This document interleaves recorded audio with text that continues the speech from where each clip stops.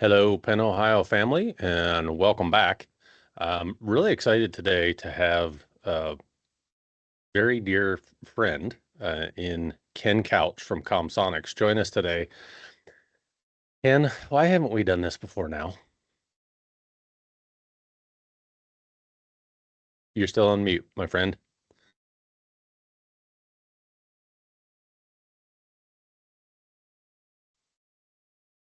How about now? Yes, gotcha, loud and clear. Okay.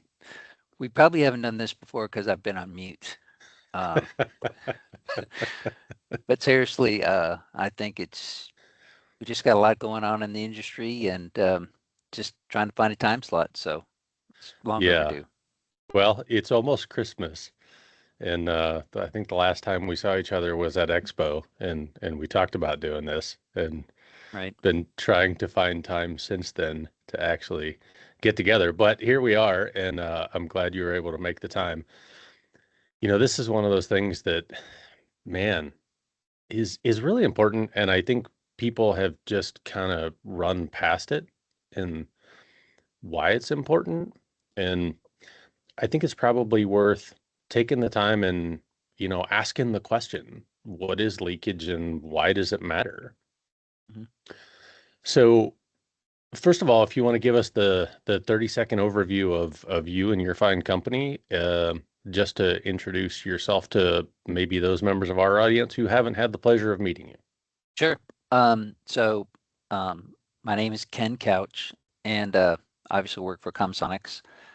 Um, on the personal side, so I have had various roles with Comsonics. I've been with them now for about 19 years. I started off in marketing of all things, and then moved to product management. And now I have two roles. So I still do the product management side, but I also am now responsible for all of the product engineering. So if you're ever dealing with Comsonics and you have any product suggestions or issues, we're we're always open and willing to hear you out. And we're always looking for new ideas on how to make it better. So Comsonics has been around for 50 years. Um, we were actually the first company to invent the first leakage detection type equipment. So we've been at it for a long time, and yeah, it's been a good ride. So I have it's actually had the pleasure of hearing the Boys in the Basement story from Mr. Shimp, which is fascinating, and trying to get some of the history of leakage going all the way back to the beginning. mhm.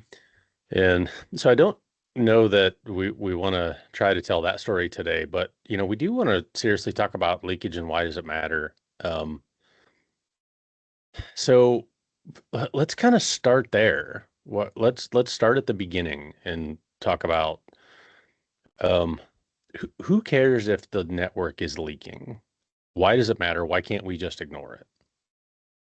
Okay. So um, I'll preface that in the very beginning there were a very different set of reasons that we cared about leakage versus what we might do today. But we'll discuss that through this conversation. Um, so in the very beginning, 1977, I was not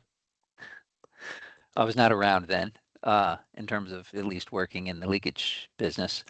But the story goes, as it was told to me, I cannot validate whether it's actually true or not true, but it seems to be the story, is that in one particular airport, there was a, a TV channel called MTV. I don't even know if that still exists today. It was It a does music. still exist, It yeah. does still exist. Okay, so that kind of dates it right there. Whether they play music or not, it's a different story, but Okay, yeah, MTV does still exist. okay. And apparently the TV channel bled into the air traffic control frequencies and disrupted the communications between the tower and the plane, and that did not go well. There was not a crash, but just the fact that the channel bled into the airspace, and it bled by cable leakage. It came from an actual cable plant leaking into the FAA band, which typically is 108 to 137 is the band, megahertz. There's also another one at 225 to 400, but the predominant one that we monitor and that the FAA uses at the air traffic control is 108 to 137. So that created an incident, if that story is true, to where the FCC came in and said, okay, that's not going to happen again. All cable operators must now monitor and report their leakage, and you must fix it. So there was a whole set of FCC Part 17 standards that were written that had very specific requirements and specifications on what all cable operators had to start doing. So that was the very beginning, as I understand it. And the placement of that is fairly interesting, right? If you think about FM radio and where it sits on the radio dial from 87 megahertz out to, let's just call it 88 to 108. And then immediately adjacent to that is what we call the lower aeronautical, right? Which begins at 108, immediately above FM and goes out to 137 megahertz. But then there's the upper aeronautical of 225 to 400. But most of the time when people talk about aeronautical, we're talking about the lower aeronautical, right? Right. Okay, so we were mandated to, let's effectively just call it public safety, right? And when you go back to that point in time and think about what the network actually looked like then, it was very different than what it is today, both in terms of the amount of channels being broadcast and what types of channels. They were typically analog video. There was not two-way. There was not digital QAM modulation on channels or OFDM or any of the advanced signal types that we have today. The nodes, well, nodes weren't really around either. It was typically all tree and branch, long cascades of amplifier architecture. It was just very different from a time and place perspective, right? Yes. So, but the system itself has obviously evolved also, and the requirements for what we measure and how we measure it, I think, have too. So, is there still a mandate to report and file and drive out your plant today? There is still a mandate. So before I answer that further, let me back up just a little bit to give some perspective on how that mandate is potentially changing. So in the beginning, like you said, all of the plant was pretty much analog channels. Digital QAMs didn't exist yet. So we had to basically invent a leakage detection system that could detect analog channels. And primarily, we would just use the analog video carrier. And the advantage of that is that the video carrier is all the power is contained in 25 kilohertz. So a very narrow span. So to put that in perspective, if you're not familiar with analog channels, because they're mostly gone, but not all the way, digital QAMs have their power spread across 6 megahertz. So you take all of that power and you squeeze it into 25 kilohertz. And so it was pretty easy to detect. You just went to the frequency where the analog channel was, and you had a nice big peak of a signal that you could look for. And so that was how we started off with leakage detection. And the thing about that analog channel is that it could be very disruptive because it was so much power and a narrow spike that if it was in the FAA band, it could actually disrupt the FAA communications. So that was the big concern. And that's where we started. So they created these rules to say, okay, you can't have more than 17.4 microvolts of a leak, or sorry, it was actually 20 microvolts, sorry, for analog. Yeah. But over time, and so the mandate was you had to drive out 75% of your plant every quarter, and once a year you had to do something called a cumulative leakage index report, which is just a a record of all the leaks kind of combined together to give you a total score of how much leakage you have essentially. And then you had to submit that to the FCC, and that is still required. But I want to preface that a little bit in that it's still required, but it's changing to some degree, even though it is not officially not required. And the way that it's changed is this migration to digital qualms. So there's been some argument in the industry, and I think it's been posed back to the FCC, although I don't know, maybe you know more than I, because it's really a battle between the cable operators and the FCC, that because the power is spread across 6 megahertz, that it really doesn't affect or interfere with the FAA band like the analog channels used to. So I don't know where that stands. I do know that a lot of operators formally still have to report, but I get the sense that that might be changing. And I don't know if you want to comment on that, Mike, based on your experience, but that's kind of what I'm hearing. Yeah, I think that's still very much up in the air. And the other complexity here is that, historically in all of the one-way and sub-split systems, that was always downstream. And that was always, well, typically linear video, either analog television or digital video channels. But with the expansion of, DOCSIS 3.1, DOCSIS 4, and the movement of the upstream bands farther, north, if you will, particularly high split. Now that entire lower aeronautical band is in the return path, and the signals that occupy that particular part of the spectrum are no longer static. They're not broadcast, right? They're on demand, Mm-hmm, bursty energy, mm-hmm, which to your point is distributed across a wider part of the spectrum. Although if you think about at the premise level and the CPE level, the power that's being transmitted in that lower aeronautical in the return is much, much higher than what the legacy downstream levels were at any point in the network. mm-hmm, That's not hyperbole, that's just math, right? If you think about on the downstream side, even if we just imagine a 1 gig system or 1,000 megahertz system, your output power of your downstream channels are always highest at either your amplifiers or your nodes, your active devices, right?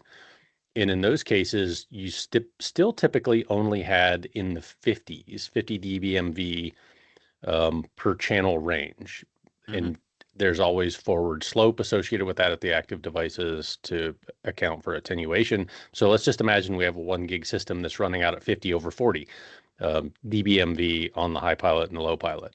Now that seems like a lot of energy, and it is, but that energy then gets, coupled into conductors, your cables, goes through your trunk and distribution system. And so by the time it arrives at the tap or the CPE in the customer premise, it's typically a much lower level on the downstream, particularly in the lower aeronautical, where that level is somewhere between plus 10 dBmV and negative 10 dBmV per channel at the set-top box, or the Mm-hmm. terminal, as it's called in the um, FCC documents. So when you think about that level compared to a modem, which has the capability of transmitting up to 64.5 dBmV total composite power in the upstream direction, and it's not uncommon for devices to communicate in the 40s and 50 dBmV per channel range. Mm-hmm. Even though it's bursty, that still represents a significantly larger power in that aeronautical spectrum at the customer premise than the downstream does by orders of magnitude, right? Yep. So there's a lot of discussion around if it's bursty upstream traffic in the lower aeronautical, does it still need to be tested and measured in the same fashion? And does that particular type of signal, also being bursty, still pose the same risk to aeronautical communications that the legacy analog channels did. So I won't claim to have any other insider knowledge beyond that, but I know the conversation's been happening for a while as the networks themselves evolve into, mid-split, high split, ultra high split, full duplex. The nature of the energy that's historically been in that lower aeronautical is just very different. So having said that, there are still rules to do quarterly monitoring and annual testing. I do want to touch real briefly though on the concept of cumulative leakage index. So a lot of our systems have historically done their annual testing with a flyover, right? So there's a couple of different ways that you can do it that you mentioned. You can calculate all of your leaks based on ground-based detection, and there's the CLI of infinity calculation to Hmm.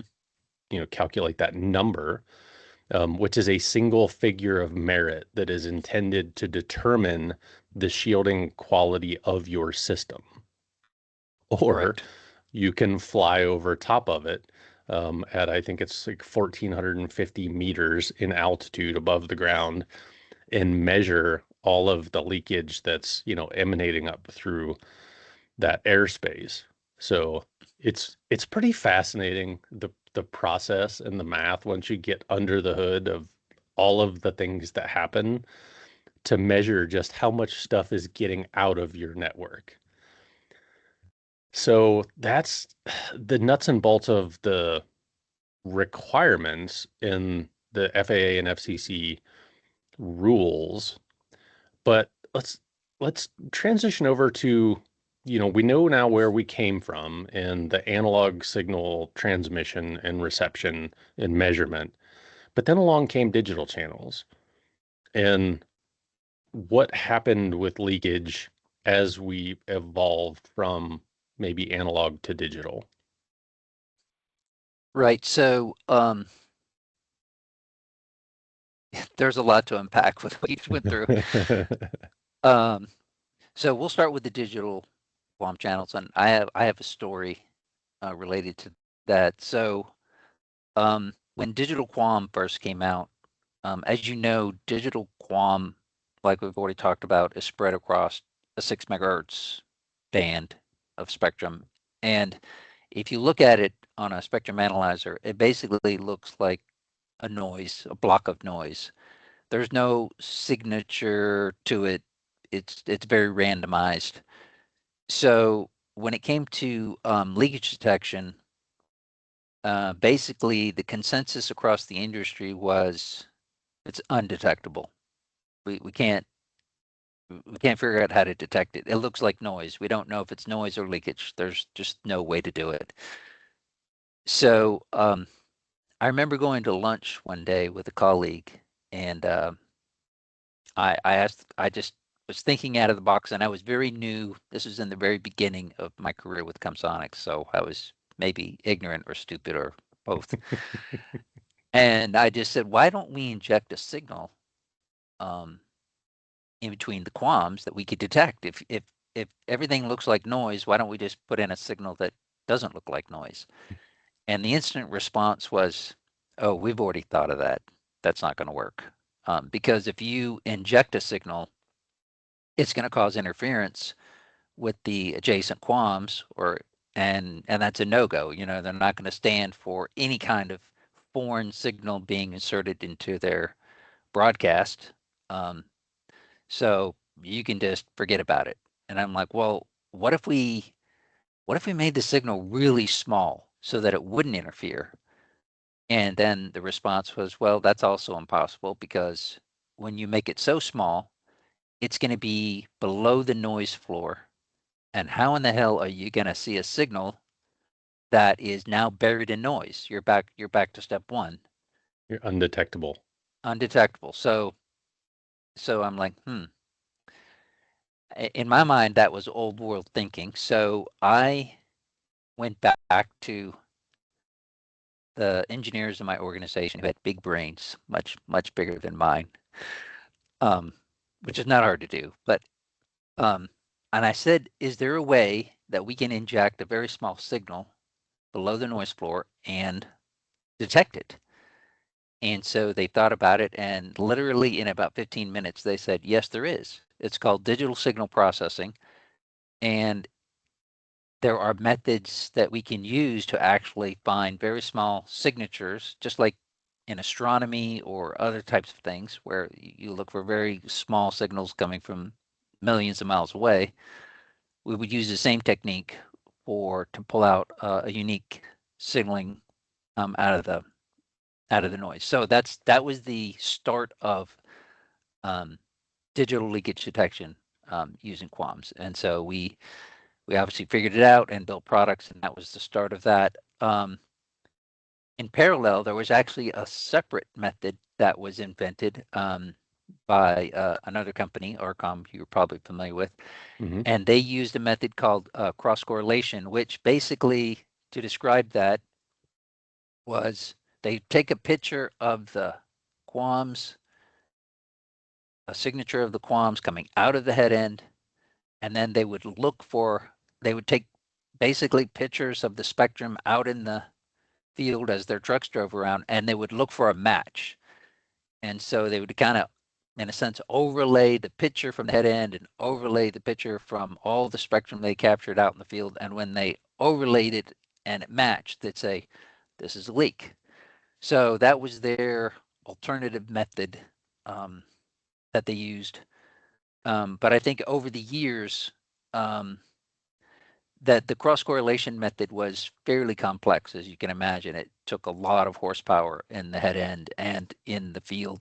So over the years, I think most of the industry, the players in the leakage detection, have migrated to um, our method of detecting leaks. So everyone has kind of gotten on board with some slight differences of injecting a signal and then um, looking for that exact signal because you know where it is, looking for it out in the field. And so that's how leakage detection is done today.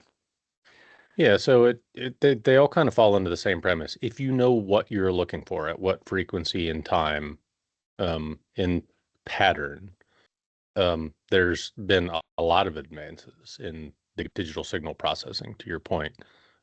We're just like radio astronomy. If you know what Mm-hmm. you're looking for Mm-hmm. and what it's supposed to look like, you have a much greater chance of actually finding it. Okay, so we've talked about a little bit about the evolution of the carriers and the evolution of leakage fundamental technologies, right? Um, is the why different? Is the reason why we do leakage different today than maybe it was 20, 30 years ago?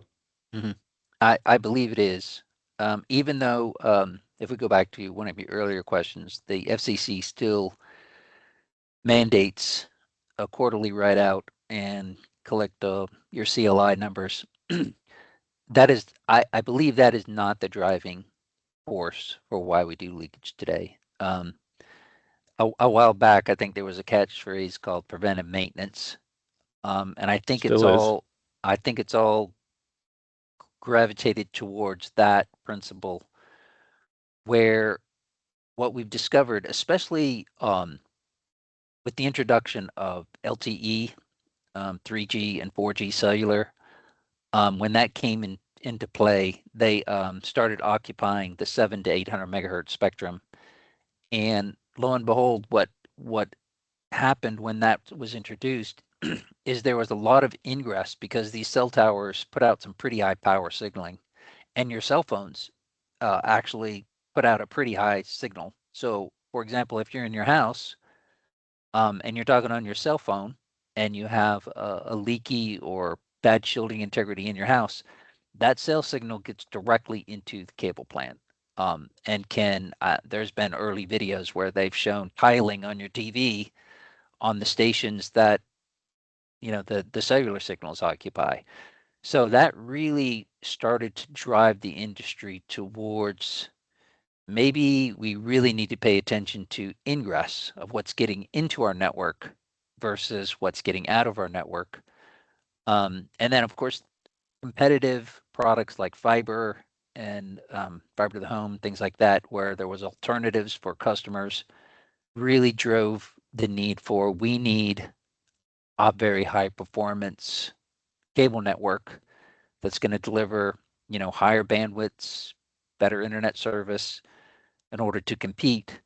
So you combine all those things, and now it's really come down to we need to tighten up our network and we need to make sure it's performing.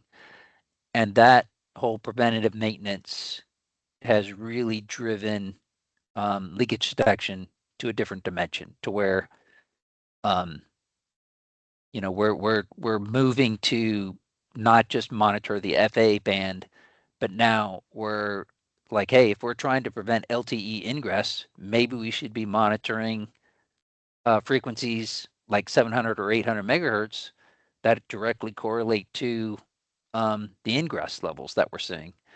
And maybe we need to look for other frequencies. So I remember in the early days with the SCTE, this was a big focal point of, hey, instead of just monitoring leakage at 138, maybe we should think about monitoring leakage at a different band. And we happened to pick 612, and that was a crazy radical idea. I think me and Mike did some crazy field tests, actually going out and We looking did. for these 600 megahertz leaks, and that was like a totally foreign concept.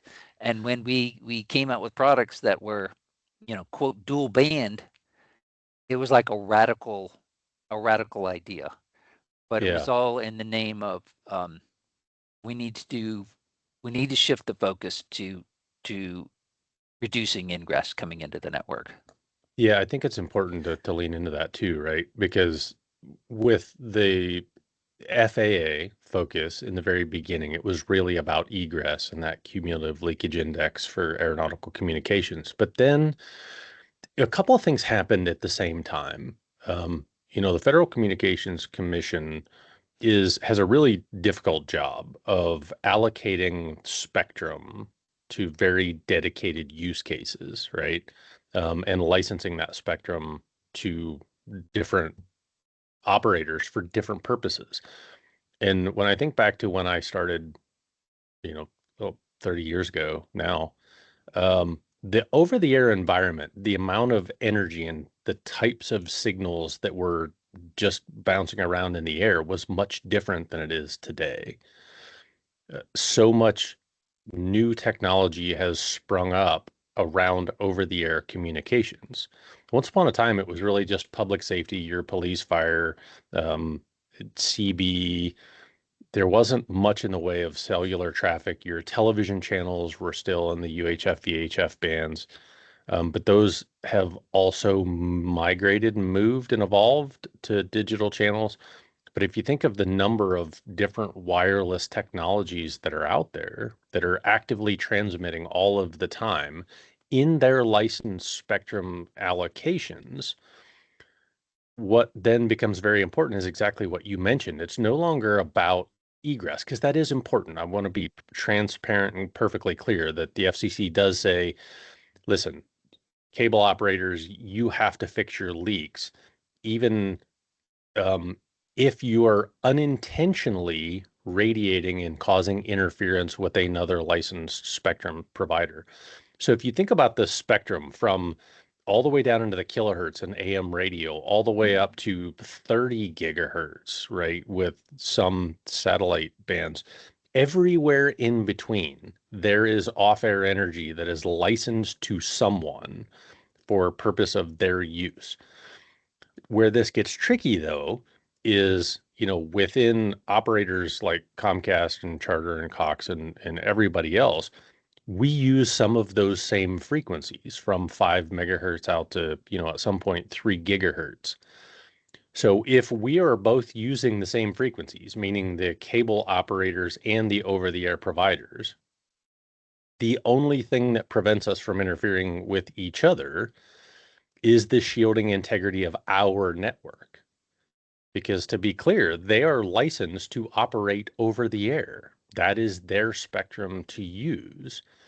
It is when our shielding is breached or defective or impaired that we can interfere with them, egress, and they can interfere with us. So to your point, in the beginning, it was really about managing egress for the purpose of mitigating impact to aviation communications, to now where it's a self-defense mechanism to protect us from being interfered with by the massive amounts of over-the-air energy that just exist everywhere. Yep, Is that accurate? that is very accurate. Yes, it is.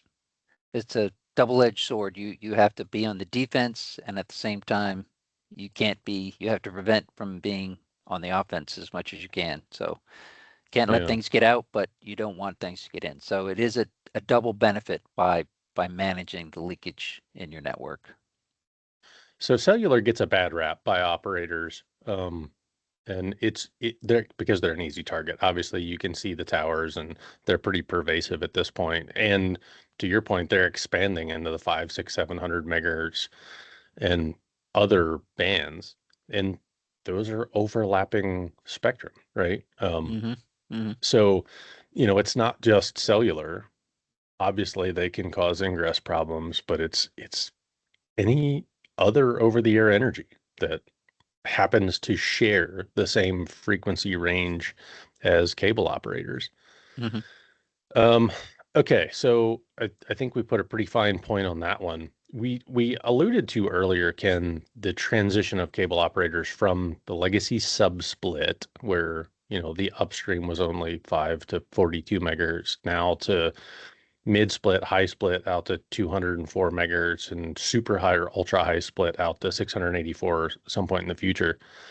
How how did that impact cable leakage detection? I think in a pretty significant way, I would imagine. Right. So the most obvious impact is obviously the 138 megahertz leakage detection for FAA was in the downstream. When you move to high split, which is where the mid split is around 200 megahertz, that 138 is now in the upstream. So, and I believe you had mentioned this before, but if when you're in the upstream, the traffic is generated from individual consumer modems, and that traffic is bursty. So let's look at it from a leakage detection perspective. So right now in the downstream, we have a continuous signal that we can insert, let's say at 138 megahertz. So it's always on, it's always there. You drive around, you look for it, you can find it. But now, if you, let's say you did have some sort of a signal that the modems could generate, it's bursty. So it's on, it's off, it's on, it's off. Are you going to detect it? Yes, no. So it makes it very complicated from that perspective to even have leakage detection um, at 138 megahertz. And the biggest issue that was initially encountered, and actually Comcast was a pioneer in in helping this leakage detection actually um, manifest itself or to be developed, is there's a special signal that the modems can send out called an OUDP burst. It is not meant for leakage. It was built into the DOCSIS 3.1 spec, and I think it was used for some sort of, it had an alternate purpose. And we said, hey, you know what? That burst maybe could be used for leakage detection. So we went down that path, and with lots of development, we actually have developed a way to look for that particular burst, that OUDP burst. Yes, we have to look at it it is a burst, so we had to change the leakage detection algorithms to handle bursty type traffic, and to look for a new type of signature that this burst produced. So that was a pretty high hurdle to get past, but as an industry, we now have the technology to detect the bursts for those who choose to go down that road. And me and Mike have actually had this conversation quite a few times. So there's two trains of thought on using this burst, because it is actually quite complex it adds complexity to the whole leakage detection system because each modem has to transmit on its own time slot in a unique fashion, in a round robin fashion. So it adds complexity on the operator side because you now have to train your network or orient your network to send out all these bursts in a coordinated fashion so that it can be detected. So you're balancing complexity, operational complexity, with the ability to detect leakage. On the flip side of that, is there a way that we can still detect leakage in the 138 band for FAA compliance that doesn't use the burst, that may be more simplified? Um, so this whole idea of when you transition to full duplex, now you have an upstream and a downstream. You get your downstream back. So is it still possible to detect a injected signal type methodology in a full duplex network that will now get your leakage detection back? The counter argument to that is the modem is now transmitting at a very high power. So if you're only monitoring the downstream power, are you really compensating correctly for the power level that's being generated Upstream by the at the modem on the device. upstream? And then it gets further complicated because what Mike said, if you recall, this is a bursty signal. It's not continuous. So if you were to measure the cumulative power of a bursty signal, is it enough to warrant the FAA to say you have to monitor this? So Yeah. it really is complex, and I think we're still trying to figure it out. Um, The way I it, describe this, Ken, is remember when you were a kid and you were in the swimming pool? You ever play the game Marco Polo? hmm, Where, the one guy in the middle is blindfolded and he's yelling Marco, and then everybody around him is yelling Polo, slightly different times with slightly different, their voices, and you're trying to identify who's where by sound when they're all kind of yelling at the same time. And that's what OUDP leakage detection is like for me. Is because here's the other thing, right? Is OUDP detection only works when you have DOCSIS 3.1 capable devices in the premises that can generate that OUDP burst, mhm. right? If it is a DOCSIS 3 or a set-top box or some other subsplit device, it's not capable, so therefore it's not talking. So it's like having a giant game of Marco Polo with some people talking and some people not. And you have to differentiate who's yelling when from where. You can listen to them and say, "Oh, I think I recognize that voice. They sound like they're kind of far away and they sound like they're in that direction." That's that's exactly what OUDP leakage detection is like for me. Is a giant game of Marco Polo in the ocean. Yep. There is. I'm going to reveal something here that is kind of new. Ooh, a big Yeah. reveal on the Yeah. show live. You Yeah. heard it here You first, don't even know folks. about it. All right, let's go. So one of the thoughts um, behind how can we kind of do a better job at um, using this full duplex upstream, downstream detection, even though we don't have the real true power that the modem is generating, is what if we increased the signal level of the downstream to get much closer? Because right now, remember I told you that the signal we inject is very, very small. It's for those of you who know linkage, we inject it at minus 30 dB below the BBC. Guam power level. Yeah. So it is very small. Well, what if we didn't inject a minus 30 dB signal? What What if we if? bump that up by 15 dB? Or 30, so that it's Yeah, adjacent to the right. downstream What would channel happen? power. So um, the reason we never did it is because, like I said in the beginning, you increase that, and now you're affecting the adjacent channels. Well, Right. guess what? With DOCSIS 3.1 and the newer technologies, there's a much better noise immunity Yeah.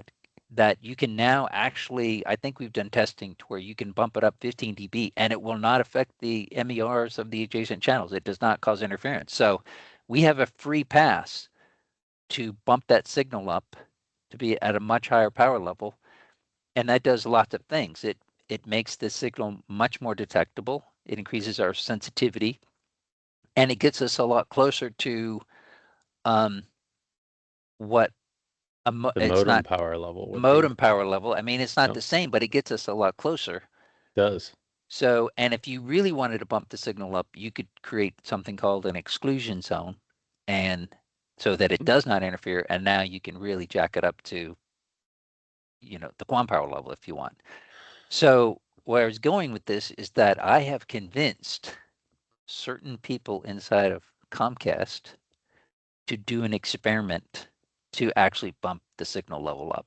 We are actually going to run it in a system Let's where we are go. going to increase the level up the marker as high as we can get it, and we're going to see what happens. Wait, I think all it's the going to way be, open? Like I think we're going to bump it without creating an exclusion zone. I think we're going to try to get between 10 and 15 dB. And that is plus plus plus. DBC? Really? And so, well, above the 30. So we're Okay. going to go from minus 30 to maybe minus 10. So, but that's still a significant increase. That is a lot. And Yeah. that's a freebie because we don't have to put in exclusion zones. We're going to bump it to where we still feel very comfortable that it's not interfering with the adjacents. But I think it's going to have a significant impact on our ability to detect leakage and to locate it accurately, because the more signal you have, um, it looks less like noise. We don't have to dig it out of the noise like we talked about. It will it will minimize the impact of other crazy noise signals that are in trucks that are causing potential false leaks. So um, I think it could be another stepping stone to really improving leakage detection. And I know that Comcast has thought about this, and they've actually done testing in labs to see what's possible, but no one's really ventured forth to do anything. So just in the last few weeks, I've talked to a few people at Comcast and said, hey, you know what? Let's just try and experiment on a localized system and see what happens. So I'm pretty excited about that. And that will, coming back to the point, that will get us actually closer to um, mimicking, or the actual um, mid-split Modem shift. power. Yeah. Yeah, the modem power. So I have a couple other questions for you, and this might be inside baseball stuff. Two things. One, you mentioned earlier, monitoring multiple frequencies, and yeah, and I remember when the concept of coming out at 612 was introduced. It, can you explain to us how 612 megahertz was chosen as the band of interest for that second frequency? sure.